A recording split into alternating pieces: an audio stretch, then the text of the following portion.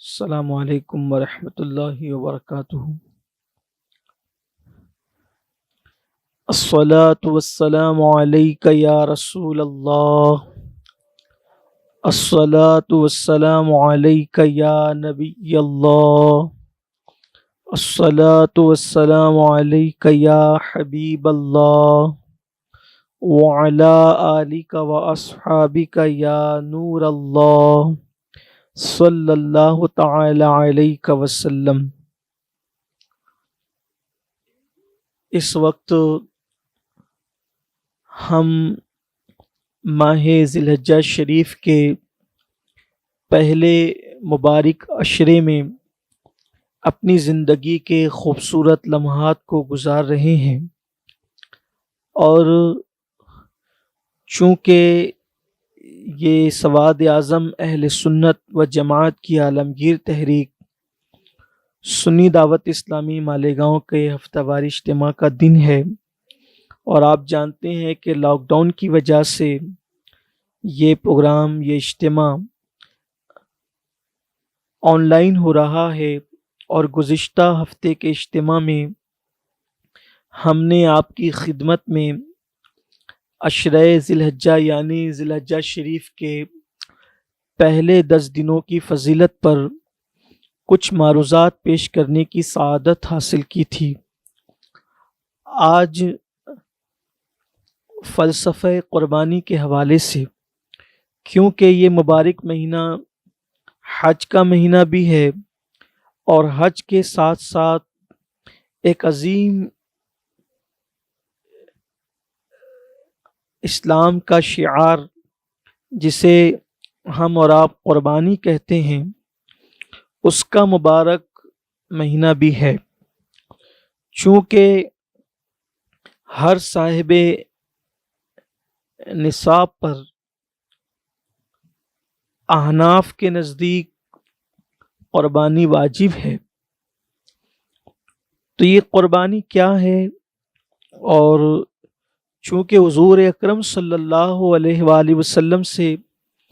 صحابہ کرام رضوان اللہ تعالی علیہم اجمعین نے پوچھا تھا کہ یا رسول اللہ صلی اللہ علیہ وآلہ وسلم، یہ قربانی کیا ہے؟ تو آقا کریم رؤوف الرحیم صلی اللہ علیہ وآلہ وسلم نے فرمایا کہ یہ تمہارے باپ حضرت ابراہیم علیہ السلام کی سنت ہے۔ تو یہ سنت ابراہیمی کیوں ہے؟ اس کا فلسفہ کیا ہے؟ آج ہم اس پر کچھ گفتگو کرنے کی سعادت حاصل کریں گے۔ یہ بات اچھی طرح یاد رکھنے کی ہے کہ ہم اللہ کے بندے ہیں، اور بندے کے لیے سب سے بڑی چیز، حتیٰ کہ جنت سے بھی بڑی چیز، اپنے اللہ کی رضا ہے، اپنے اللہ کو راضی کرنا ہے، اللہ تبارک و تعالیٰ کی رضا حاصل کرنا، ایسے کام کرنا جس سے اللہ خوش ہو، راضی ہو۔ یہ بندے کے لیے جنت سے بھی بڑی اور قیمتی نعمت ہے۔ اگر یہ بات سمجھ میں نہیں آتی تو ہم اس کو یوں سمجھ سکتے ہیں کہ سیدنا مولائے کائنات سید السادات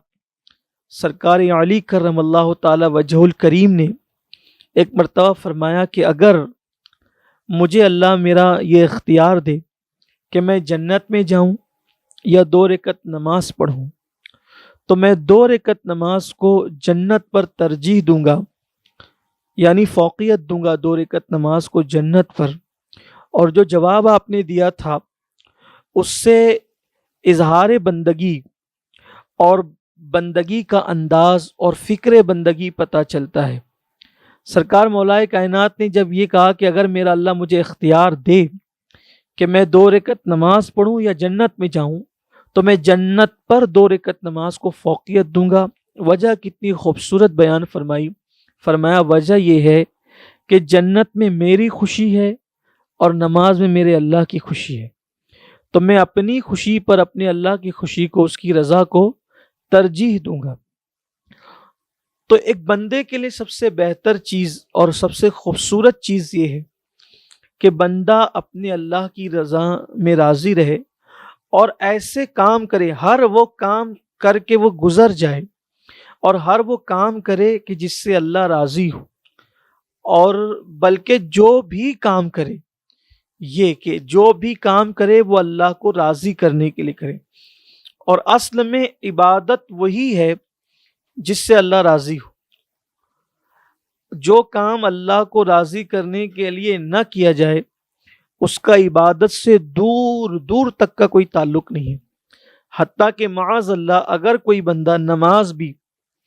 اللہ کی رضا کے علاوہ کسی اور نیت سے پڑھے تو وہ اس کی عادت ہو سکتی ہے، وہ اس کی تجارت ہو سکتی ہے، وہ اس کی ریاکاری ہو سکتی ہے، لیکن عبادت نہیں ہو سکتی۔ عبادت وہی ہے جو اللہ کے لیے کی جائے، اور یہی فلسفہ ہمارے بزرگوں نے ہمیں سکھایا۔ آپ صحابہ کرام کی زندگی کو اٹھا کر دیکھیں، اہل بیت اطہار کی زندگی کو اٹھا کر دیکھیں، انبیاء کرام کی زندگی کو اٹھا کر دیکھیں، ہر ایک کی زندگی میں ہمیں یہی بات نظر آئے گی، اللہ کی رضا، آزمائش اللہ کی رضا، خوشی اللہ کی رضا، غم کے ایام اللہ کی رضا، تکلیف اللہ کی رضا، راحت اللہ کی، ہر چیز میں وہ اللہ کی رضا تلاش کرتے تھے کہ اللہ کس میں راضی ہے۔ اور یاد رکھیں جسے خدا کی رضا مل گئی اسے سب سے بڑی نعمت مل گئی، حتیٰ کہ جنت سے بھی بڑی نعمت مل گئی۔ گویا کہ اس بندے کو بندگی کی سند مل جاتی ہے جب وہ اللہ کو راضی کر لیتا ہے۔ فلسفہ قربانی سے متعلق ہم گفتگو کر رہے ہیں، تو یہ اللہ کی رضا کی جو بات ہے، میں نے جس آیہ کریمہ کی تلاوت کی، اللہ فرماتا ہے قل، اے محبوب آپ فرما دے، ان صلاتی و نسکی و محیایا و مماتی للہ رب العالمین۔ آپ یوں عرض کریں کہ میری نماز، میری قربانیاں، حتیٰ کہ میرا جینا اور میرا مرنا بھی اللہ کی رضا کے لیے،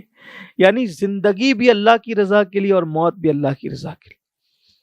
اور جب بندہ اللہ تبارک و تعالیٰ کا مقبول بندہ بنتا ہے، اسی وجہ سے کہ وہ اللہ کو راضی کر لیتا ہے،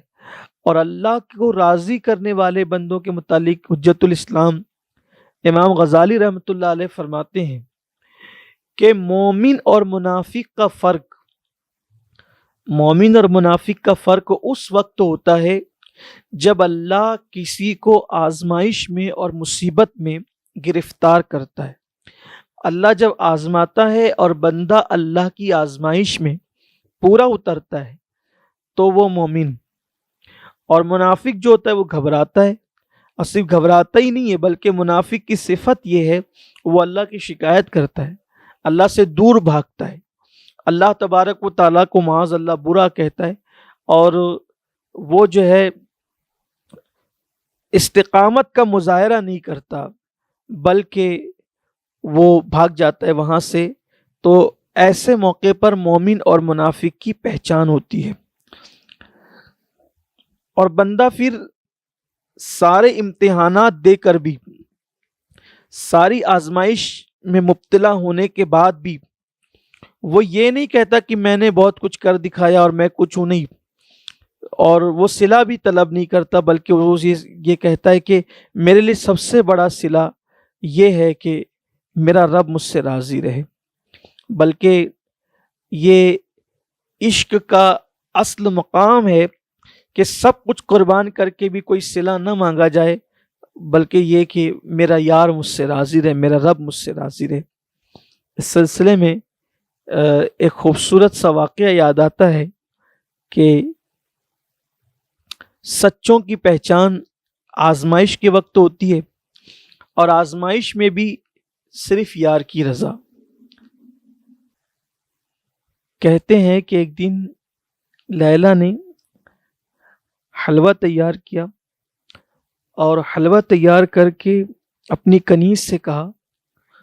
کہ باہر جاؤ اور میرا مجنو کھڑا ہے، یہ حلوہ اس کو دے دو۔ لیلا کی کنیز جب حلوہ لے کر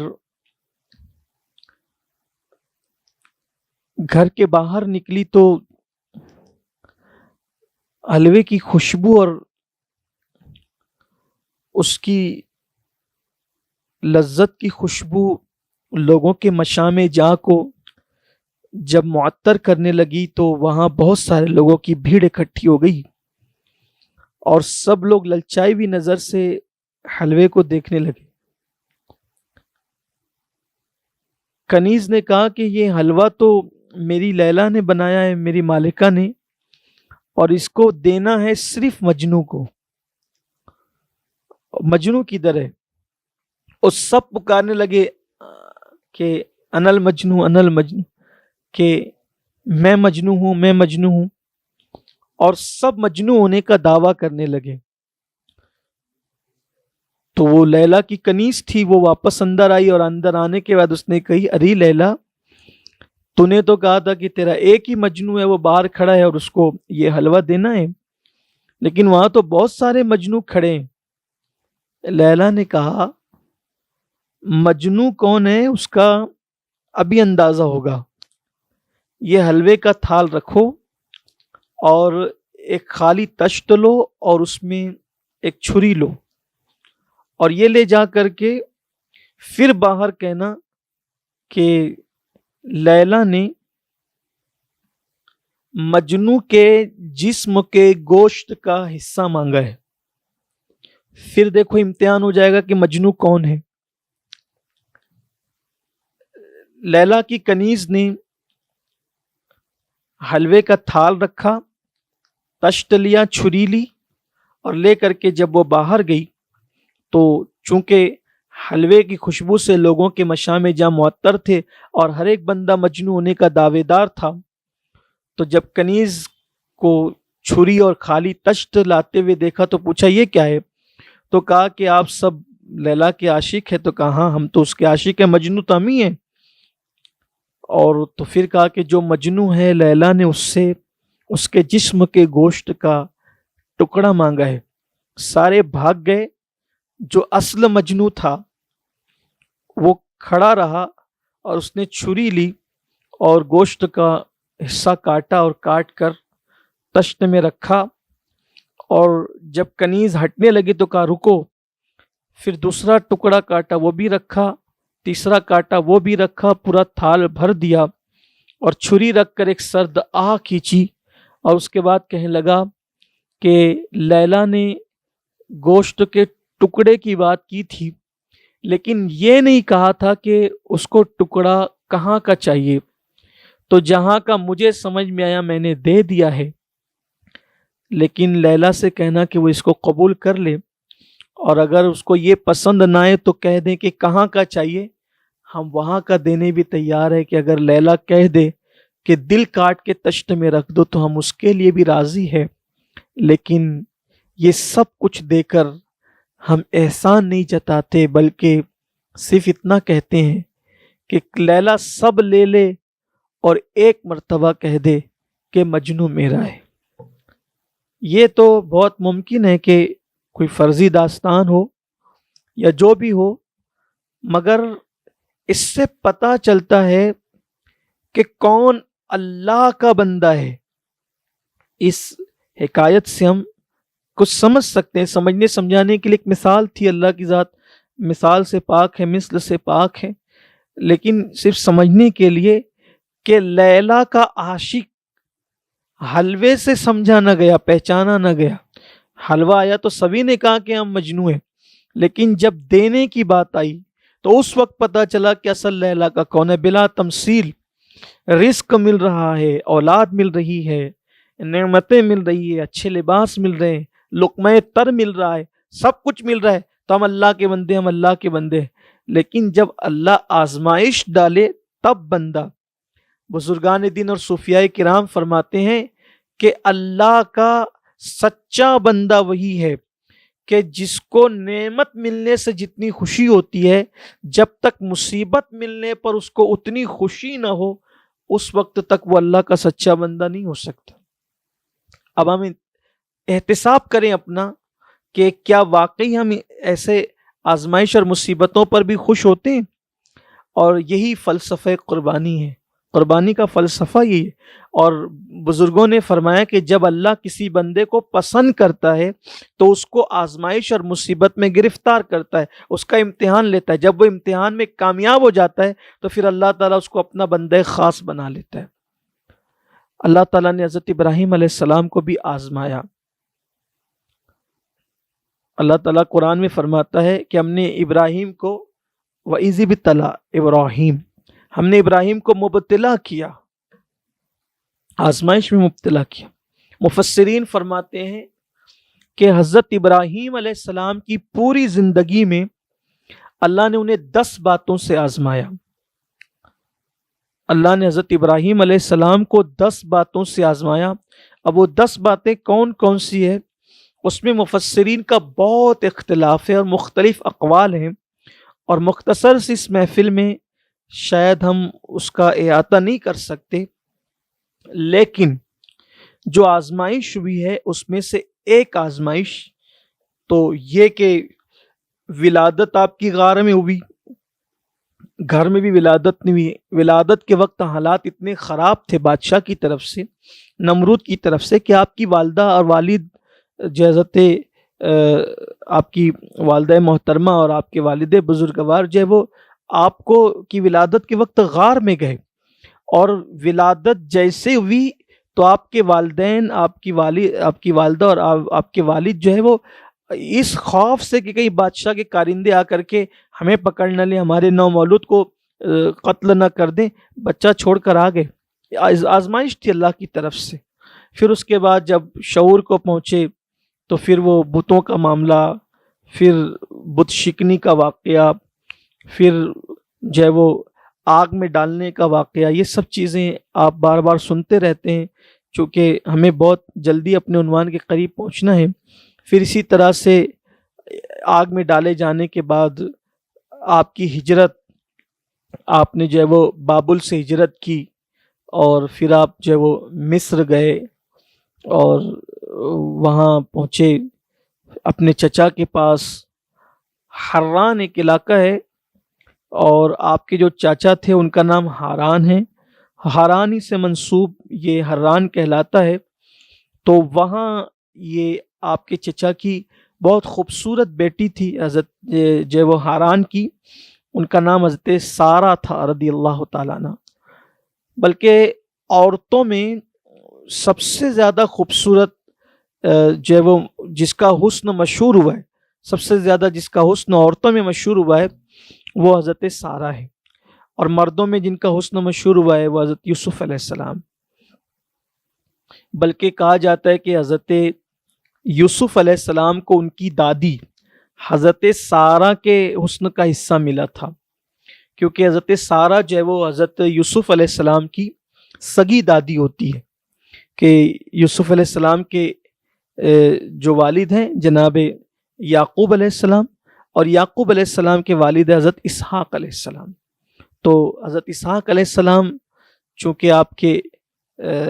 دادا ہوتے ہیں، حقیقی دادا ہوتے ہیں، اور حقیقی دادا کی یہ والدہ ہیں، تو اس اعتبار سے یہ دادی ہوتی ہے حضرت یوسف علیہ السلام کی، اور بڑا قریبی رشتہ ہے حضرت سارہ سے جناب یوسف علیہ السلام کا۔ تو بہت خوبصورت تھی، ہاران کی بیٹی تھی۔ حضرت ابراہیم علیہ السلام جب وہاں پہنچے تو جناب لوط علیہ السلام جو آپ کے بھتیجے آپ کے ساتھ تھے، اور پھر وہاں کچھ دن آپ نے قیام فرمایا، تو جناب ابراہیم علیہ السلام سے جناب سارہ کا نکاح ہو گیا۔ اور ہاران نے جب دیکھا کہ حضرت ابراہیم علیہ السلام توحید کی دعوت دیتے ہیں اور بت پرستی سے منع فرماتے ہیں، تو انہوں نے منع کیا اس بات سے۔ حضرت ابراہیم علیہ السلام نے نہیں رکے حق سے، تو ہاران ناراض ہو کر حضرت ابراہیم علیہ السلام کو، جناب لوط علیہ السلام کو اور جناب سارہ کو، ان تینوں کو آپ نے یعنی کہ ہاران نے جو اپنے گھر سے نکال دیا۔ حضرت سارہ کی وفا اور ان کی سچائی، صداقت، شوہر سے محبت اور اللہ تعالیٰ کی وحدانیت پر یقین کہ باپ کو چھوڑنے تیار ہو گئی، لیکن انہوں نے جب وہ اللہ کا اور اللہ کے رسول کا جو ہے وہ حقانیت کا راستہ نہیں چھوڑا۔ حضرت ابراہیم علیہ السلام نے جب جناب سارہ کی وفاداری، محبت، انسیت اور الفت دیکھی تو حضرت ابراہیم علیہ السلام نے حضرت سارہ سے ایک وعدہ کر لیا کہ تم میری فرما برداری کرنا اور میں تمہاری ہر بات مانوں گا، جب بھی تم کوئی بات کہو گی تو میں تمہاری بات نہیں کاٹوں گا اور تم میری بات نہیں کاٹو گی۔ یہ ایک معاہدہ تھا اللہ کے پیغمبر حضرت ابراہیم علیہ السلام کا، جو آپ نے اپنی بیوی جناب سیدہ سارہ رضی اللہ تعالی عنہ سے کیا تھا۔ اب وہاں سے آپ حران سے نکل کر آپ فلسطین پہنچے، اور آپ کی یہ دوسری ہجرت تھی، بلکہ جب آپ فلسطین پر قدم رنجا آپ نے فرمایا تو فلسطین کے لوگوں نے حضرت ابراہیم علیہ السلام کا بڑا پرتپاک استقبال کیا اور اپنی کھیتی باڑی حضرت ابراہیم علیہ السلام کو سپرد کر دی، ہدیتاً دے دیا، تحفتاً دے دیا، کہا کہ آپ یہاں رہے۔ اللہ تعالیٰ کو اہل فلسطین کی ادا اتنی پسند آئی کہ اللہ رب العزت نے ان کی کھیتی باڑی میں بہت برکت عطا کی، بے پناہ برکت اللہ تعالیٰ نے عطا فرمائی، اور وہاں پر حضرت ابراہیم علیہ السلام لوط علیہ السلام کو لے کر کھیتی باڑی کرنے لگے۔ چونکہ مختصر میں ہمیں بیان مکمل کرنا ہے اور یہ ذکر چونکہ بار بار آپ سنتے رہتے ہیں تو بہت مختصر کر کے اس کو ہمیں پائے تکمیل تک آج ہی پہنچانا ہے، کیونکہ پھر اگر آئندہ ہفتے میں وقت ملے گا انشاءاللہ تو ہم جو ہے وہ قربانی سے متعلق بھی کچھ باتیں آپ سے کرنی ہیں، اور آن لائن چونکہ پروگرام ہوتا ہے لوگ سامنے نہیں ہوتے ہیں تو جو ہے وہ پھر اختصار بھی ملحوظ رکھنا ہوتا ہے۔ تو حضرت ابراہیم علیہ السلام جب فلسطین جا رہے تھے، مصر سے جو وہ یعنی حران سے نکل کر تو راستے میں مصر آتا تھا، بلکہ مورخین کا کہنا یہ ہے کہ یہ مصر کا ہی ایک علاقہ ہے۔ تو جب آپ جا رہے تھے تو جناب سارہ کو مصر کے بادشاہ نے جو ہے وہ قید کر لیا، معاذ اللہ۔ وہ عورتوں کا بڑا دلدالہ تھا، اور جب وہ حضرت سارہ رضی اللہ تعالی عنہا کو اس کے سپاہی لے گئے، اور جب بادشاہ نے انہیں جو ہے وہ قید کیا، اور قید کرنے کے بعد جب ان کی طرف دست درازی اور ان کے ساتھ بدنیتی کرنی چاہیے تو اس کے دونوں ہاتھوں کو اور اس کے وجود کو فالج ہو گیا اور اس کے ہاتھ کام نہیں کیے۔ پھر جناب سارہ نے دعا کی تو دعا کی برکت سے پھر اس کے ہاتھ ٹھیک ہو گئے۔ اسی طرح دوسری اور تیسری مرتبہ بھی ایسا ہی ہوا، اس کی بدنیتی بڑھی، اور جب وہ بدنیتی کرتا تب جو ہے وہ سزا پاتا۔ آخر کار اس نے کہا کہ آپ کوئی برگزیدہ بندی ہیں، اور جو واقعہ آپ کے ساتھ پیش آیا ہے بعین ہی ایسا ہی واقعہ ایک اور عورت ہے، اس کے ساتھ بھی ایسا ہی، کہ جب میں نے اس کی طرف جب بھی ہاتھ بڑھایا تو جیسا آپ کے ساتھ ہاتھ بڑھانے پر انجام ہوا ویسے اس کے ساتھ بھی، اس کا نام ہاجرہ ہے۔ اور پھر کہا کہ شاید وہ آپ کے قبیلے کی ہو، خاندان کی ہو، اس نے اپنے طور پہ کہا کہ میں وہ آپ کو سونپتا ہوں۔ تو جب حضرت سارہ لوٹی ہے حضرت ابراہیم علیہ السلام کی طرف تو یہ حضرت ہاجرہ کو لے کر لوٹی۔ اس طرح سے اب یہ 4 نفری قافلہ فلسطین پہنچا، اور جب فلسطین پہنچا تو آپ سن چکے کہ اہل فلسطین نے محبتیں دی، اللہ کے پیغمبر کا استقبال کیا، اپنی کھیتی باڑی حضرت ابراہیم علیہ السلام کو ہدیتاً دی۔ وہاں جب آپ کھیتی باڑی کرنے لگے اور خوشحالی آ گئی، اللہ نے بہت مال و دولت سے نواز دیا، تو جناب سارہ نے حضرت ابراہیم علیہ السلام سے عرض کیا کہ ہمارے پاس یہ خاتون ہاجرہ ہیں، بڑی حسین ہے، خوبصورت ہیں، اور چونکہ اب ہماری عمر جو ہے کافی بڑھ رہی ہے اور ابھی تک ہمارے گھر میں کوئی اولاد نہیں ہے، اگر آپ ہاجرہ سے نکاح کر لیں تو ہو سکتا ہے اللہ اس سے اولاد عطا فرما دے۔ تو حضرت ابراہیم علیہ السلام نے حضرت سارہ رضی اللہ تعالیٰ عنہ کی استدعا پر، گزارش پر حضرت ہاجرہ سے نکاح فرمایا، اور جب حضرت ہاجرہ سے نکاح فرمایا تو نکاح کے بعد پھر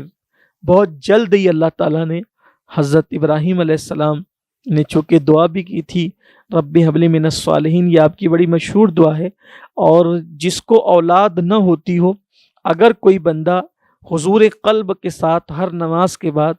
اس دعا کو پڑھے رب حب لی من الصالحین، تو اللہ تعالیٰ اسے اولاد بھی عطا فرمائے گا. جن کو بیٹیاں ہی بیٹیاں ہیں، بیٹا نہیں ہے، اگر وہ بھی یہ دعا کو پڑھے تو اللہ تعالیٰ اس کو جو ہے وہ بیٹا بھی عطا فرمائے گا. بہت مبارک دعا ہے، اللہ کے پیغمبر کی دعا ہے. اور یہاں رک کر ایک بات عرض کرنا چاہتا ہوں کہ اہل فلسطین نے ابراہیم علیہ السلام کو کھیتی باڑی دی، ان کی مدد کی، ان کی نصرت کی. اللہ تعالیٰ نے ان کو بھی خوشحال کیا، بہت مالا مال کیا. ادھر نمرود، جس کو اللہ تبارک و تعالیٰ نے 800 سال عمر عطا فرمائی، 800 سال سے زیادہ عمر عطا فرمائی. 400 سال اس نے بادشاہت کی، اور جب 400 سال کی عمر میں پہنچ کر اس بدبخت نے حضرت ابراہیم علیہ السلام کو آگ میں ڈالا، اللہ کے پیغمبر کو. تو ابراہیم علیہ السلام تو پھر آگ گلزار ہو گئی، آپ اس کو بھی جانتے ہیں. جب آپ ہجرت کر چکے تو اللہ تعالیٰ نے نمرود کی قوم پر مچھر کا عذاب نازل فرمایا. اتنے مچھر بھیجے اللہ کے پیغمبر کے ساتھ، چونکہ انہوں نے بہت ظلم کیا، زیادتی کی، تو اللہ نے اتنے مچھر بھیجے کہ سورج کی روشنی بھی نہیں پہنچ پاتی تھی، سورج کی روشنی چھپ گئی تھی، اتنی بڑی تعداد میں مچھر آئے، اور مچھروں سے اللہ تعالیٰ نے ان کو ہلاک کیا. لیکن قدرت کی شان یہ دیکھیں آپ کہ پوری قوم کے اکثر لوگ ہلاک ہو گئے، نمرود بچا رہا. وہ قوم کا انجام دیکھنے کے لیے مچھروں نے نمرود کی قوم کے گوشت کو چاٹ دیا، حتیٰ کہ ہڈی ہڈی کر دی، ان کی ہڈی ہڈی بکھیر دی اکثریت کی. اور پھر بعد میں نمرود پر اللہ تعالیٰ نے ایک لنگڑا مچھر مسلط کیا، اور وہ لنگڑا مچھر اس کی ناک کے ذریعے سے دماغ میں گھسا، اور وہ جو وہ اس کا دماغ چاٹتا، اور پھر وہ مچھر گھسا کر قدرت نے پھر نمرود کو مزید 400 سال کی زندگی عطا کی. یعنی 400 سال اس نے حکومت کی، اور اللہ کے پیغمبر کو جب اس نے تکلیف دی، اللہ کے نبی سے نفرت کی، دین حق سے نفرت کی، تو پھر وہ لنگڑے مچھر کے عذاب میں گرفتار ہوا، اور جو تخت پر بیٹھتا تھا بڑی ڈینگیں مارتا تھا، حکومت پر نازا تھا. پھر اس کے دربار کا یہ طریقہ بن گیا، یہ قانون بن گیا کہ جو بھی آتا وہ نمرود کے سر پہ جوتے مارتا تو اس کو راحت ملتی. 400 سال تک اس عذاب میں وہ گرفتار رہا، اور 400 سال اس عذاب میں گرفتار ہونے کے بعد پھر وہ اسی تکلیف کے اندر مر گیا. جب مر گیا تو پھر اس کے جسم سے بدبو آئی، بہت پریشانی ہوئی. اس کے جو ہے وہ رشتہ داروں نے، اس کے لوگوں نے اس کو دفن کرنا چاہا، تو سوچا کہ یہ بیماری ہمیں نہ لگ جائے. تو پھر ان لوگوں نے یہ کیا کہ ایک کام کرتے ہیں کہ دفن کریں گے تو بیماری لگ جائے گی، تو کریں کیا؟ تو اس کو ان لوگوں نے جلا دیا. اس طرح جو نبی کو جلانے چلا تھا، اس کی قوم نے مرنے کے بعد اس کو جلا دیا. اور لوگوں کو یہ عبرت کا پیغام قدرت دے رہی ہے کہ نبی کو جلانے والے، نبی پر تو آگ گلزار ہو گئی لیکن جلایا تجھے گیا ہے. مورخین لکھتے ہیں کہ دنیا میں یہ پہلا انسان ہے جس کو مرنے کے بعد جلایا گیا، اور یہ آگ کی سزا یہ نبی کو دینا چاہتا تھا بدبخت، جبکہ خود اس کا مقدر بن گئی. اس سے یہ بھی پتہ چلتا ہے کہ اہل حق کو کبھی بھی حکومتوں سے، طاقتوں سے یا اہل باطل سے گھبرانے اور ڈرنے کی ضرورت نہیں ہے، کیونکہ اللہ پر اگر توکل بھروسہ ہے اور آپ حق پر ہیں تو دیر ہی سے صحیح لیکن قدرت کے یہاں فیصلے حق کے ہوتے ہیں. آپ دیکھیں ابراہیم علیہ السلام نے جلدی نہیں کی، آپ کے ہجرت کر جانے کے بعد بھی 400 سال تک نمرود زندہ رہا لیکن عذاب میں گرفتار رہا. تو اس لیے ہم بہت عجلت کرتے ہیں، ہمیں عجلت نہیں کرنا چاہیے، اللہ کی رضا میں راضی رہنا چاہیے. بہرحال حضرت ہاجرہ سے ابراہیم علیہ السلام نے نکاح فرمایا، دعا کی اور اللہ تعالیٰ نے پھر آپ کو اولاد دی. اس طرح سے حضرت سیدنا اسماعیل علیہ السلام جو ہے وہ پیدا ہوئے اور آپ دنیا میں تشریف لائے.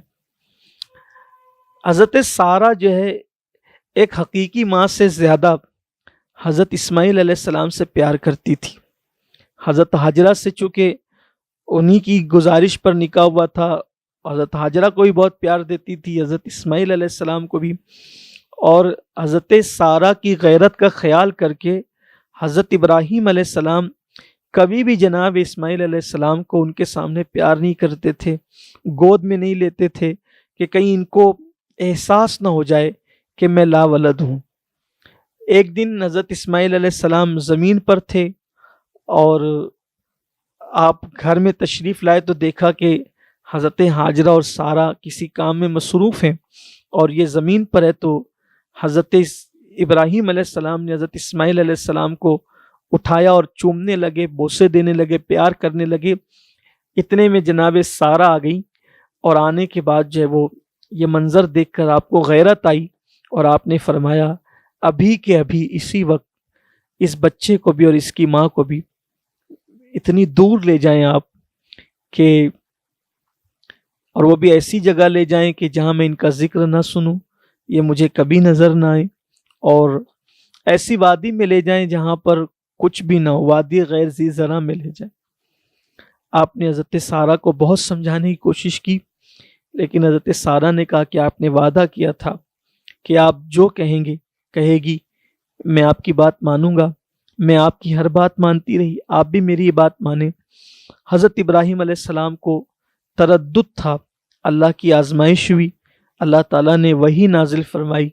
کہ سارہ جو کہتی ہے وہی ہماری رضا ہے، وہی ہماری مرضی ہے، سارہ جو کہتی ہے وہ کر گزریے۔ بظاہر یہاں کوئی ایک ظاہر بن انسان بدبختی جس کا مقدر ہو، وہ یہ کہہ سکتا ہے کہ معاذ اللہ حضرت سارہ خطا پر تھیں اور انہوں نے ایسا کیوں کیا، ایسا کیوں ہوا، ویسا کیوں ہوا۔ یاد رکھیے گا کہ یہ ایک بات اللہ کے برگزیدہ بندوں کے حوالے سے کوئی بد نصیب ہی کہہ سکتا ہے یا بد نصب کہہ سکتا ہے کہ وہ حضرت سارہ پر اعتراض کرے کہ انہوں نے ایسا کیوں کیا۔ بہت خوبصورت بات ہمارے بزرگوں نے لکھی ہے کہ اللہ کے برگزیدہ بندوں کے اختلاف میں بھی اللہ کی کوئی نہ کوئی حکمت ہوتی۔ بظاہر حضرت سارہ کا یہ قول، یہ فعل کہ یہاں سے لے جائیں وادی غیر ذی زرع میں پہنچا دیں، یہ ان کی کوئی خطا نہیں ہے، کوئی لغزش نہیں ہے۔ اللہ کے برگزیدہ بندوں کا کوئی اختلاف ہو اور اس میں اللہ کی بہت بڑی حکمت ہوتی۔ سرسری نظر سے دیکھیں تو حضرت سارہ کے خلاف ہو جائیں لوگ، معاذ اللہ ان سے بدگمانی کریں، ایک نبی کی بیوی ہے، ایک نبی کی ماں ہے،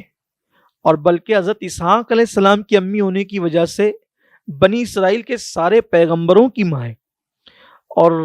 بنی اسرائیل ہی نہیں بلکہ بنو اسماعیل کے پیغمبروں کی بھی، بنو اسماعیل میں تو ہمارے حضور علیہ السلام ایک ہی نبی ہوئے، حضرت اسماعیل علیہ السلام کے بعد ہمارے حضور ہی ہوئے، تو چونکہ والد کی بیوی ہونے کی وجہ سے تو وہ حضرت ابراہیم چونکہ ابو الانبیاء ہیں تو سارے انبیاء کی ماں ہو گئی، ان سے کوئی خطا نہیں ہوئی تھی، ان سے کوئی لغزش نہیں ہوئی تھی۔ یہ قدرت کی شان ہے، قدرت اس طرح کے کام کرواتی ہے کہ اگر سارہ رضی اللہ تعالیٰ عنہ، میرے ماں باپ ان پہ قربان، اگر وہ نہ کہتی نا کہ وادی غیر ذی زرع میں پہنچایا، پھر بات یہ ہے کہ سارہ کہہ رہی ہیں کہ معاذ اللہ اگر یہ کہنا ظلم ہوتا، معاذ اللہ ثم معاذ اللہ، جو اہل ظاہر کی نظر میں کہ اگر یہ ظلم ہوتا تو اللہ تعالیٰ ظلم کی تائید کیوں فرماتا، جبکہ حضرت سارہ کی تائید کر رہی ہے قدرت کہ سارہ جو کہہ رہی ہے آپ وہ کر گزریں، یہی اللہ کی مرضی بھی ہے۔ وجہ دنیا کو ظاہر میں یہ نظر آ رہا ہے، لیکن حقیقت میں یہ ہے کہ وادی غیر ذی زرع شہر مکہ بنے گا تو ان دونوں کے جانے سے ہی بنے گا، اور حضرت سارہ اس کا سبب بن رہی ہیں۔ بلکہ یہ کہہ دیا جائے کہ اگر حضرت سارہ نے غیرت نہ کی ہوتی تو مکۃ المکرمہ جو ہے وہ آباد نہ ہوتا۔ یہ غیرت سارہ کی برکت ہے، حضرت سارہ رضی اللہ تعالیٰ عنہ کی غیرت کی برکت ہے، یہ ان کی خطا نہیں ہے، یہ ان کی لغزش نہیں ہے، بلکہ یہ ان کی غیرت کی برکت ہے۔ تو اللہ والوں کے ہر کام میں حکمت ہوتی ہے، اور اللہ والوں کا ہر کام، بس ہمارا کام اتنا ہے کہ جب بھی اللہ والوں کا ذکر کریں تو ہماری زبان بہت سنبھلی ہونی چاہیے۔ اسی طرح جب بھی صحابہ کرام کے، پہلی بات تو مشاجرات صحابہ کا ذکر ہی نہ کیا جائے، اور اگر صحابہ کے مشاجرات کا ذکر ہو تو بھی بہت زبان کو، کیونکہ ہماری زبانیں اس قابل نہیں کہ ہم ان کے مقدس نام لے سکیں، تو معاذ اللہ اس میں حضرت ہاجرہ حضرت سارہ کے اختلاف کو کوئی رنگ نہیں دیا جا سکتا، وہ اختلاف تھا بھی نہیں۔ یہ غیرت سارہ کی برکت ہے کہ حضرت ابراہیم علیہ السلام جو ہے وہ لے گئے کہا جاتا ہے کہ براق پر لے گئے، اس لیے کہ فلسطین سے ایک بڑا فاصلہ ہے، طویل فاصلہ ہے، بلکہ آج کل کے لوگوں نے اس کو کچھ ناپا بھی ہے، تقریباً 1400 کلومیٹر کا کچھ فاصلہ بتایا جاتا ہے، کم زیادہ ہو سکتا ہے کیونکہ میں نے نہیں ناپا ہے، یہ کتابوں کی بات ہے، اور ناپنے والوں کا وہ ہو سکتا ہے کہ جسے ذوق ہو وہ اپنے طور پہ ناپ لیں، لیکن چونکہ یہ کوئی حتمی بات نہیں ہے، لیکن اندازاً جو بتایا گیا کہ 1400 کلومیٹر کا فاصلہ بتایا جاتا ہے مکۃ المکرمہ اور جو ہے وہ فلسطین کا۔ تو حضرت ابراہیم علیہ السلام حضرت ہاجرہ کو، حضرت اسماعیل علیہ السلام کو وہاں لے کر کے گئے، اور آج کل جہاں خانہ کعبہ ہے، تو چونکہ خانہ کعبہ کئی مرتبہ تعمیر ہوا ہے، پہلی مرتبہ فرشتوں نے تعمیر کیا، پھر دوسری مرتبہ حضرت آدم علیہ السلام نے تعمیر کیا، پھر جب طوفان نوح آیا تو کعبۃ اللہ شریف اٹھا لیا گیا۔ تو اب چونکہ جب ابراہیم علیہ السلام وہاں پہنچے تھے تو کعبۃ اللہ شریف کی کوئی عمارت وہاں موجود نہیں تھی، اس کی بنیادوں کے ہلکے سے نشانات تھے، لیکن چونکہ کعبہ وہاں پہلے سے تھا، وہاں کعبۃ اللہ شریف پہلے سے تھا، اور فرشتوں نے پہلے بنایا، پھر حضرت آدم علیہ السلام نے بنایا، اور پھر طوفان نوح کے وقت وہ اٹھا لیا گیا۔ جب اٹھا لیا گیا تو نشانات ختم ہو گئے تھے، ہلکے سے کچھ اس کے آثار باقی تھے۔ تو وہاں پر حضرت ابراہیم علیہ السلام یہ دونوں کو لے کر پہنچے، کھجور کی تھیلی دی، پانی دیا، اور پھر اس کے بعد آپ نے حضرت ہاجرہ سے الوداعی سلام کیا، ان کی طرف دیکھا بھی نہیں، کہ اب چونکہ یہ اللہ کا حکم تھا کہ سارا جو کہتی وہ کر گزرے، تب جناب سارا کا ذکر ہی کیا، وہاں تو اللہ کا حکم ہے کہ یہ کریں آپ۔ اور جب آپ گزرنے لگے یعنی چلنے لگے تو آپ نے اکلوتے شیرخوار بیٹے کو بھی نہیں دیکھا، خوبصورت بیوی کو بھی نہیں دیکھا، بس صرف اس خوف سے کہ اگر میں بیوی اور بیٹے کو دیکھوں تو کہیں اللہ کے حکم پر عمل کرنے میں مجھ سے کوتاہی نہ ہو جائے، تو آپ نے دیکھا بھی نہیں۔ حضرت ہاجرہ، دیکھیے یہ آزمائش ہے، اللہ کی طرف سے آزمائش، کہ حضرت ابراہیم علیہ السلام اتنی آزمائشوں سے گزرے ہیں، اور اب یہ آزمائش، اور آپ اچھی طرح جانتے ہیں کہ انسان پر جو تکلیف آتی ہے تو وہ انسان جھیل لیتا ہے، لیکن اولاد کی جدائی، آپ اس کو آج کے دور میں بہت ترقی کر گئی ہے ٹیکنالوجی، اگر بیوی میکے چلی جائے تو فون پہ بھی بات ہو جاتی ہے، اور مگر اس کے باوجود بھی جو ہے وہ گھر بچوں سے خالی خالی لگتا ہے، چھٹیاں گزارنے کے لیے بچے چلے جاتے ہیں گھر سے نانی کے یہاں، ماموں کے یہاں، تو گھر سنا سنا لگتا ہے، تو کیسے عجیب کیفیت ہوتی ہے۔ اور چند دنوں کے بعد انہوں نے پھر آنا ہے، پلٹ کر آنا ہے، 2 دن کے بعد، 4 دن کے بعد، چھٹیاں گزارنے کے بعد پھر بھی بار بار فون کرتے ہیں، ہم کال کرتے رہتے ہیں، آتے ہیں جاتے ہیں۔ لیکن یہ اللہ کے پیغمبر کی آزمائش دیکھیں کہ آپ وادی غیر ذی زرع میں چھوڑ کر جا رہے ہیں، پلٹ کر دیکھتے بھی نہیں ہیں، صرف اللہ کا حکم ہے، اور جب آپ نکلتے ہیں تو حضرت ہاجرہ ننھے سے معصوم اسماعیل علیہ السلام کو گود میں لے کر پیچھے پیچھے جاتی ہیں، اور جب آپ پیچھے پیچھے جاتی ہیں تو حضرت ابراہیم علیہ السلام سے کہتی ہے کہ آخر مجھ سے کیا غلطی ہوئی ہے، کیا خطا ہوئی ہے، کیا لغزش ہوئی ہے، آپ مجھے چھوڑ جا رہے ہیں، آپ کوئی جواب بھی نہیں دیتے۔ اور اس کے بعد پھر حضرت ابراہیم علیہ السلام کو وہ اتنا کہتی ہے کہ کیا یہ اللہ کا حکم ہے، اللہ کے پیغمبر سے کہتی ہے کیا یہ اللہ کا حکم ہے؟ حضرت ابراہیم علیہ السلام کہتے ہیں ہاں یہ اللہ کا حکم ہے۔ اتنا سنتی ہے تو سننے کے بعد کہتی ہے کہ جب یہ میرے اللہ کا حکم ہے تو میرا اللہ میرے لیے کافی ہے، اور میرا اللہ مجھے ضائع نہیں فرمائے گا۔ آپ بیٹھ گئی ٹیلے کے پاس، کھجور کی تھیلی لے کر، پانی کا مشکیزہ لے کر، اور کھجوریں کھاتی تھی، پانی پیتی تھی، ننھے سے اسماعیل علیہ السلام کو دودھ بھی پلاتی تھی، اور پھر جب حضرت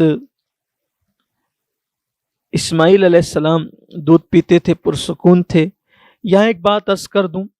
کہ اس کو دلیل بنا کر کوئی بھی اپنے بچے کو یا بیوی کو بلا وجہ جو ہے جنگل میں یا بیابان میں نہیں چھوڑ سکتا۔ وجہ یہ ہے کہ وہ اللہ کا حکم تھا، اللہ کے پیغمبر تھے، اللہ نے ان پہ وحی کی تھی، اس لیے انہوں نے ایسا کیا، اور جو کام اللہ کرنے کا حکم دیتا ہے تو اللہ تعالیٰ اس کی محافظت بھی فرماتا ہے۔ معاذ اللہ اس کو کوئی دلیل بنا کر کے یہ نہ کرنا شروع کر دیں، اور اگر کوئی آج کی تاریخ میں ایسا کرے گا کہ جنگل و بیابان میں بیوی بچے کو چھوڑ دے گا، معاذ اللہ کہ معاذ اللہ میں سنت ابراہیمی پہ عمل کر رہا ہوں، تو اس کے لیے جائز نہیں ہوگا، اس لیے کہ وہاں کے کچھ معاملات مخصوص ہوتے ہیں، انبیاء کرام صاحب وحی ہوتے ہیں اور یہ ان کے اپنے معاملات ہیں۔ تو ہمیں جتنا کرنے کا حکم دیا گیا ہمیں اتنا ہی کرنا چاہیے، اس سے زیادہ ہمیں کرنے کی کوشش نہیں کرنا چاہیے، ورنہ جو وہ انسان حدوں کو توڑے گا تو نقصان اٹھائے گا۔ تو پھر حضرت ابراہیم علیہ السلام جو ہے واپس لوٹ گئے، حضرت ہاجرہ اسماعیل علیہ السلام کو لے کر بیٹھی رہی، پانی ختم ہو گیا، کھجوریں بھی ختم ہو گئی، اور جب کھجور اور پانی ختم ہو گیا تو پھر چونکہ آپ کے سینے میں جو اسماعیل علیہ السلام کے لیے غذا تھی وہ بھی خشک ہو گئی، اور آپ رونے لگے تو پریشان ہوئی، اور حضرت اسماعیل علیہ السلام کو لٹا کر آپ پانی کی تلاش میں صفا مروہ کی طرف دوڑ لگاتی رہی۔ بالآخر دوڑ لگاتے ہوئے آپ کو خیال آتا کہ میرے بچے کو کہیں درندہ نہ اٹھا لے جائیں، تو آپ واپس تیزی کے ساتھ دوڑ کر کبھی صفا پر کبھی مروہ پر، کبھی صفا پر کبھی مروہ پر، بالآخر آپ کے کانوں میں کچھ آواز سی آئی،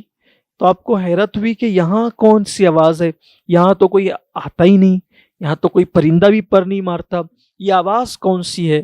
تو سوچا کہ اس وقت یہ آواز کسی فرشتے ہی کی ہو سکتی ہے، اور آپ نے جب دیکھا تو کہ حضرت اسماعیل علیہ السلام کے پاس ایک فرشتہ کھڑا ہے، اور حضرت اسماعیل علیہ السلام کے ایڑیاں رگڑنے کی برکت سے پانی کا چشمہ جاری ہوا۔ آپ پانی کا چشمہ دیکھ کر بڑی خوش ہوئی، اور خوش ہو کر کے آپ نے جب وہ چشمہ پھوٹ پڑا اور جلدی سے اس کو آپ نے کہا زم زم، ٹھہر ٹھہر۔ اللہ کے رسول صلی اللہ علیہ وآلہ وسلم فرماتے ہیں کہ اگر اللہ ہاجرہ پہ رحم فرمائے، اگر وہ ایسا نہ کہتی تو وہ پانی بہہ جاتا، اور وہ یہ بھی بیان کیا گیا ہے کہ وہ پوری زمین پر وہ پھیل جاتا پانی۔ انہوں نے زمزم کہہ کے اس کو وہیں پر روک دیا، گویا کہ پانی پیا، حضرت اسماعیل علیہ السلام کو پلایا، سیراب ہوئی، اور پھر اس کی برکت سے آپ کے سینے میں پھر غذا واپس ہوئی، اور حضرت اسماعیل علیہ السلام جو ہے وہ پھر پرسکون ہو گئے۔ اس طرح سے آپ وہاں رہنے لگی، اور وہ پانی زمزم بھی کتنا برکت والا پانی ہے کہ اللہ کے رسول علیہ السلام فرماتے ہیں اس میں دیکھنا بھی شفا ہے، اس کو دیکھ کر جو دعا پڑی جائے اللہ اس دعا کو بھی قبول فرماتا ہے، اور زمزم کو جس نیت سے پیا جائے گا اللہ اس نیت کی بھی تکمیل فرماتا ہے۔ اسی لیے امام اہل سنت نے لکھا ہے کہ جب زمزم پیو تو یہ بھی نیت کیا کرو، دعا کیا کرو کہ یہاں سیراب ہونے اللہ قیامت کی پیاس سے ہماری حفاظت فرمائے۔ اور بھی زمزم کے بڑے فوائد ہیں، زمزم بھوک بھی مٹاتا ہے، پیاس بھی مٹاتا ہے، اور جب زمزم پئیں تو پیٹ بھر کر کے پئیں، کیونکہ منافق اور مومن کا فرق یہ ہے کہ مومن پیٹ بھر کے پیتا ہے، منافق پیٹ بھر کر نہیں پیتا۔ لیکن یہ بات وہاں کے لیے، کیونکہ یہاں تو ہمیں تبرکن تھوڑے چند قطرے ملتے ہیں، لیکن یہ وہاں کے لیے کہ جب زمزم پیے تو پیٹ بھر کر پیے۔ اللہ وہ زمین ہمیں نصیب فرمائے، بار بار نصیب فرمائے۔ پھر حضرت ابراہیم علیہ السلام حضرت سارہ سے رضی اللہ تعالیٰ عنہ اجازت لے کر کہ میرا بچہ اور حضرت ہاجرہ کافی دن ہو گئے ہیں، میں ذرا ان سے مل آؤں، اور پھر آپ جو ہیں تشریف لے گئے، اور جب آپ آئے تو وہی وادی غیر ذی زرع، آپ درمیان میں مجھے یہ عرض کرنا تھا لیکن میں وہ عرض کر رہا ہوں کہ جب حضرت ابراہیم علیہ السلام حضرت ہاجرہ کو چھوڑ کر جب لوٹنے لگے تو وہاں آپ نے دعا کی تھی کہ اللہ میں تو اپنی اولاد کو یہاں چھوڑ کر بسا کر جا رہا ہوں، یہاں تو انہیں رزق عطا فرما پھلوں سے، اور ان کی محبت لوگوں کے دلوں میں ڈال دے۔ تو اس کی برکت یہ ہوئی کہ اللہ تعالیٰ نے حضرت ابراہیم علیہ السلام کی دعا سے ملک شام کا ایک پورا علاقہ اٹھا کر زرخیز اس زمین پر ڈال دیا جسے ہم طائف بھی کہتے ہیں، اور حیرت ہوتی ہے کہ وہ چٹیل میدانوں میں اللہ نے طائف کو زرخیز کر دیا، اور دعائے خلیل کی برکتیں آج نظر آتی ہے کہ مکہ شریف کی مارکیٹ میں ہر موسم کا پھل جو ہے وہ 12 مہینوں میں آپ کو ملے گا، اور ہر جگہ سے اچھی کوالٹی میں ملے گا۔ یہ برکت ہے دعائے ابراہیم کی علیہ السلام۔ اور پھر جوک در جوک لوگ آتے بھی ہیں، لوگوں کی دلوں میں محبت ہے۔ کوئی مسلمان آپ کو ایسا نہیں ملے گا کہ جس کو اللہ تعالیٰ نے ایمان کی دولت سے نوازا ہو اور وہ مکۃ المکرمہ جانے کی تمنا نہ کرتا ہو، حرم خدا دیکھنے کی تمنا نہ کرتا ہو۔ اور چونکہ اب تو دور ابراہیمی کے بعد مصطفیٰ جان رحمت کا دور آیا، تو ہمارے آقا کی ولادت بھی وہاں ہوئی اور پھر وصال مدینہ منورہ میں ہوا، تو ہمارے لیے تو دوہری خوشی ہے کہ ہم جب مکہ شریف جاتے ہیں تو بارگاہ رسالت کی حاضری بھی جو ہے وہ ہوتی ہے۔ اور اللہ کا شکر ہے، عاشقوں کی طبیعت تو یہ ہے کہ وہ دربار رسالت کی حاضری کی نیت سے گھر سے نکلتے ہیں اور پھر کعبۃ اللہ شریف کی زیارت کا شرف بھی حاصل کرتے ہیں۔ کعبے کا نام تک نہ لیا، طیبہ ہی کہا، پوچھا تھا ہم سے جس نے کہ نوزت کدھر کی ہے، اس کے طفیل حج بھی خدا نے کرا دیے، اس کے طفیل حج بھی خدا نے کرا دیے، اصل مراد حاضری اس پاک در کی ہے۔ اللہ اکبر۔ تو بڑی شان والا حرم ہے اللہ کا اور اس کی بڑی برکتیں ہیں۔ اور ابراہیم علیہ السلام حضرت سارہ سے اجازت لے کر جب آئے تو آنے کے بعد دیکھا کہ حضرت اسماعیل علیہ السلام اپنے قدموں پر چلنے لگے، اور شعور کی منزلوں پر، یوں تو اللہ کا نبی دنیا میں آتا ہی یہ ہے باشعور، لیکن صرف سمجھنے سمجھانے کے لیے جب آپ کی عمر شریف جو ہے وہ پہنچی کہ آپ کسی یعنی کام کرنے کے قابل ہو گئے، تو اللہ تعالیٰ نے حکم دیا کہ آپ کعبۃ اللہ شریف بنائیں، یعنی وہی بنا جو فرشتوں کی بنا تھی، اس پر حضرت ابراہیم علیہ السلام نے کعبۃ اللہ شریف کی انہی بنیادوں پر تعمیر شروع کی۔ ذی الحجہ شریف کی 1 تاریخ کو آپ نے کام شروع کیا اور 25 ذی القعدہ شریف کی 1 تاریخ کو، یعنی ذی الحجہ سے پہلا جو مہینہ آتا ہے شوال کے بعد والا اور بقرعید سے پہلے والا، بیچ کا جو میں نا ذی القعدہ جو ہوتا ہے، اور ذی القعدہ کی 1 تاریخ کو آپ نے کعبہ شریف کی تعمیر شروع کی، اور ٹھیک 25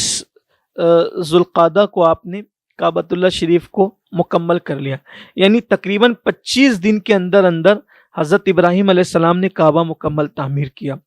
اسماعیل علیہ السلام گارا لا کر دیتے تھے اور ابراہیم علیہ السلام اس کو تعمیر کرتے تھے، اور جو تعمیر تھی وہ جنت سے سامان آیا ہوا تھا، اور ایک جنتی پتھر تھا، اسی پہ کھڑے ہو کے کعبہ کی تعمیر ہوتی تھی، اور جیسے جیسے دیوار بڑھتی جاتی تھی وہ جو ہے وہ پتھر بھی اٹھتا چلا جاتا تھا، اوپر اٹھتا چلا جاتا، اور گویا کہ سیڑھیوں کا کام کر رہا تھا، یا یہ کہہ لیں کہ جو ہے وہ پتھر جو ہے وہ لفٹ کا کام کر رہا تھا کہ اوپر ہوتا جاتا تھا اور آپ کعبہ تعمیر کرتے جاتے تھے۔ جب کعبہ مکمل تعمیر ہو گیا 25 دنوں کے اندر، تو ابراہیم علیہ السلام نے اللہ سے عرض کی کہ مولا یہ تیرے حکم پہ میں نے عمل کیا ہے۔ اللہ نے فرمایا کہ ابراہیم مانگو میرے خلیل، کیا مانگتے ہو؟ عرض کی مولا کہ تو نے تو سب ہی دیا ہے، حتیٰ کہ اپنا پکا دوست اور خلیل بھی بنا ہے، بس اب ایک تمنا یہ ہے کہ مجھے اپنے آخری نبی کا دادا بنا دے، کہ آخری نبی میری اولاد میں پیدا فرما، یعنی محمد مصطفیٰ صلی اللہ علیہ وسلم کا مجھے جد بنا دے، کیونکہ حضرت ابراہیم علیہ السلام جانتے تھے کہ کائنات تو انہی کے صدقے میں بنی ہے۔ تو جب نام محمد آپ کی زبان پر آیا تو وہ پتھر جس پر آپ کھڑے ہو کر کعبہ شریف تعمیر کر رہے تھے اتنا نرم ہو گیا کہ نام محمد کے سنتے ہی وہ اتنا نرم ہوا کہ ابراہیم علیہ السلام کے قدموں کا نشان اس پتھر کے اندر عکس کے طور پر آ گیا، جو آج بھی موجود ہے، جسے ہم مقام ابراہیم کہتے ہیں۔ کتنی خوبصورت سی بات ہے۔ مفسرین لکھتے ہیں کہ جو پتھر نام محمد سن کر نرم ہو گیا، اللہ نے قیامت تک کے لیے اس پتھر کو عزت والا بنا دیا، اور دنیا جو ہے وہ آج بھی جاتی ہے تو اسی پتھر کے قریب جو ہے وہ واجب الطواف جو نفل نماز ہے وہ ادا کرتی ہے۔ پھر ابراہیم علیہ السلام نے جب کعبہ بنا لیا، 25 ذی القعدہ کو کعبے کا کام مکمل ہوا، اب آپ جو ہے وہ حضرت ہاجرہ اور حضرت اسماعیل کے ساتھ رہنے لگے۔ انہی دنوں پھر ایک اور حکم آ گیا کہ جب ذی الحجہ شریف کا مہینہ شروع ہوا، 7 دن ذی الحجہ کے گزرے تھے، اس حضرت ابراہیم علیہ السلام نے 8ویں شب کو ایک خواب دیکھا کہ حکم ہو رہا ہے کہ اسماعیل کو ہماری راہ میں قربان کر دو، ذبح کر دو۔ حالانکہ آج کسی کے لیے، جیسا کہ میں نے عرض کیا، کہ جائز نہیں ہو سکتا کہ وہ خواب دیکھ کے بچہ ذبح کرے، کیونکہ یہ وہی تھی، کیونکہ نیند جو ہوتی ہے نا وہ بادشاہ کو اور عوام کو ایک کر دیتی ہے، شاہ و گدا ایک ہو جاتے ہیں، امیر غریب ایک ہو جاتے ہیں، نیند سب کے لیے یکساں ہے۔ لیکن یہ اللہ کے نبی کی شان ہے کہ نیند بھی نبیوں کے برابر کسی کو نہیں آتی، اور نیند میں بھی کوئی نبی کے برابر نہیں ہو سکتا۔ ہم سوتے ہیں تو وضو ٹوٹ جاتا ہے، جو کیفیت ہوتی ہے آپ سب جانتے ہیں، لیکن اللہ کے نبی جب سوتے ہیں تو ان کے دل بیدار رہتے ہیں، ان کا وضو نہیں ٹوٹتا۔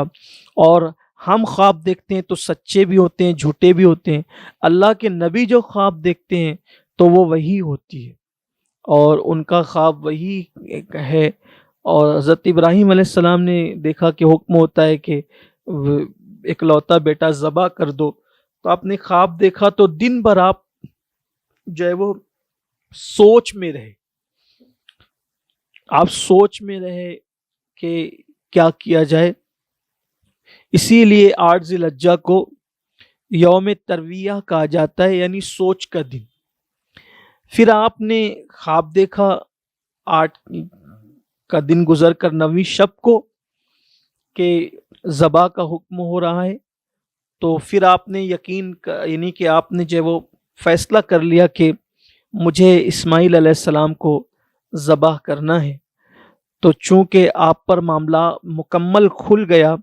اور آپ نے پہچان لیا جو حکم دیا گیا تھا، اس لیے اس دن کو یوم العرفہ کہتے ہیں، پہچان کا دن۔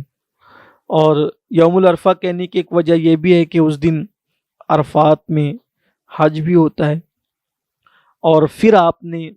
اس حکم کو، اس کی تعمیل کر دی 10ویں ذی الحجہ کو، تو اس کو یوم النحر یوم نحر کہتے ہیں اس کو۔ اور جب آپ نے حضرت اسماعیل علیہ السلام کو ذبح کرنے کے لیے جو ہے وہ لے جانے لگے مینا کی طرف، تو آپ نے حضرت اسماعیل علیہ السلام کو جو ہے وہ واضح طور پر یہ کہا کہ میرے اللہ نے مجھے حکم دیا ہے کہ میں تمہیں ذبح کر دوں، تم کیا کہتے ہو؟ وہ کہا کہ آپ کو جو حکم ہوا ہے آپ بغیر جھجک اس پر عمل کریں کہ انشاءاللہ آپ مجھے صبر کرنے والا پائیں گے۔ اور ایک طویل واقعہ اس کے ساتھ بھی ہے کہ حضرت ابراہیم علیہ السلام جب لے جانے لگے تو چونکہ وہ آپ کی عمر شریف چھوٹی تھی، بعض مفسرین کے نزدیک آپ کی عمر 13 سال کی تھی، یعنی آپ جب سن بلوغ کو پہنچنے لگے تھے تب آپ کی عمر ہے۔ اس پر عمر شریف پر بھی متعدد اقوال ہیں، لیکن ہم اس کی تفصیل میں نہیں جاتے۔ اکثر جو بزرگوں کا قول ہے ہم وہ آپ کے سامنے پیش کر رہے ہیں کہ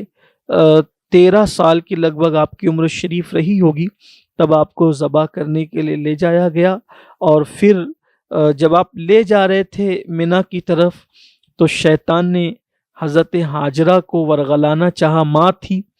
کہ ابراہیم تمہارے بیٹے کو ذبح کرنے لے جانے۔ تو جناب ہاجرہ نے کہا کہ کیا کوئی باپ بھی اتنی منتوں مرادوں سے جس کے یہاں اولاد پیدا ہوئی وہ بھی اکلوتی اولاد، کیا وہ ذبح کر دے گا؟ کوئی باپ ایسا کر سکتا ہے؟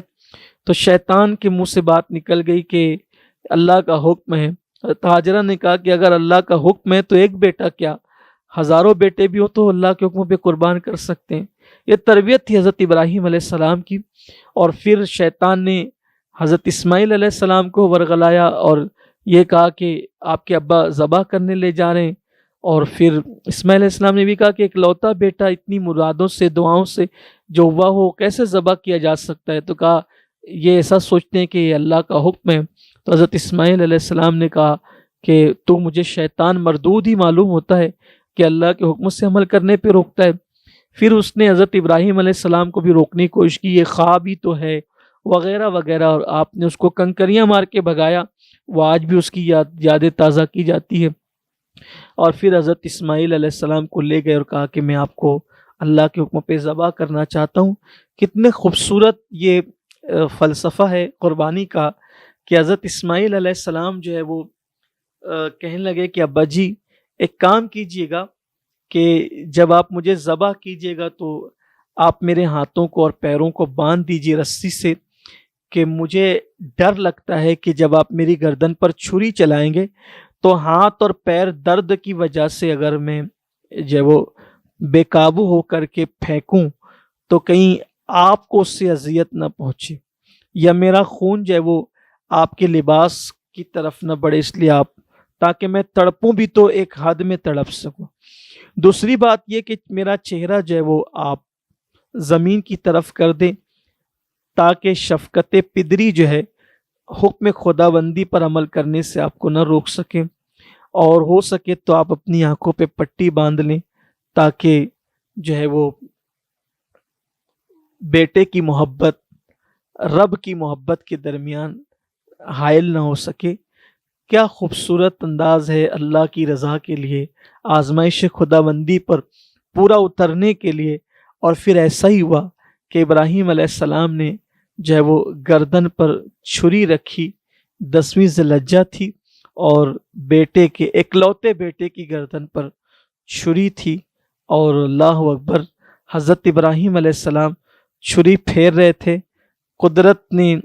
جو ہے وہ دکھا دیا فرشتوں کو، اور پوری کائنات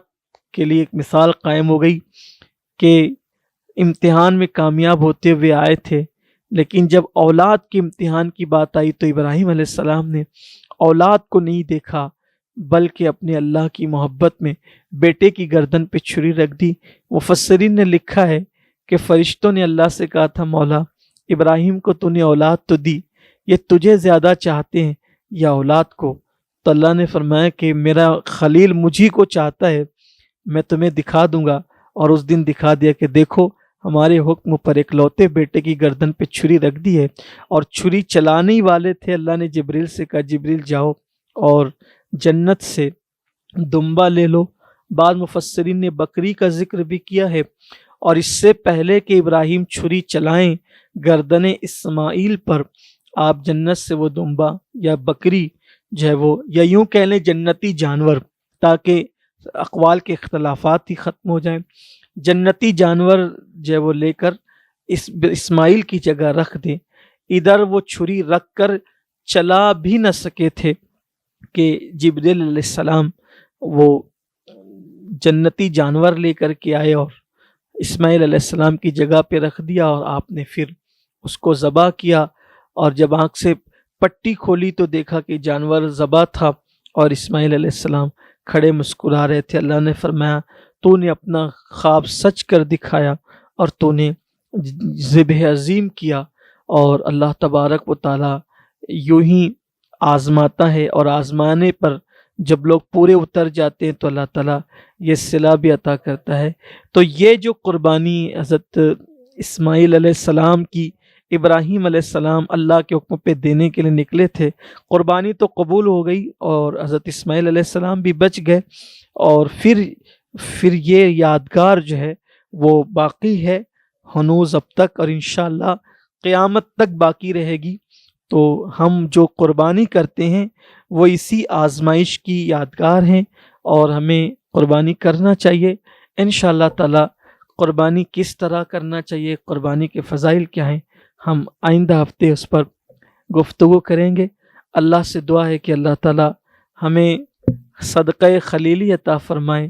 اور خلیل کے صدقے صدقہ حبیب بھی عطا فرمائیں، اور اللہ تعالیٰ میں ایمان و سنت پہ قائم رکھے۔ گفتگو کے درمیان اگر کوئی غلطی ہو تو اللہ معاف فرمائے۔ استغفر اللہ ربی من کل ذنب واتوب الیہ وما علینا الا البلاغ۔ السلام علیکم ورحمۃ اللہ وبرکاتہ۔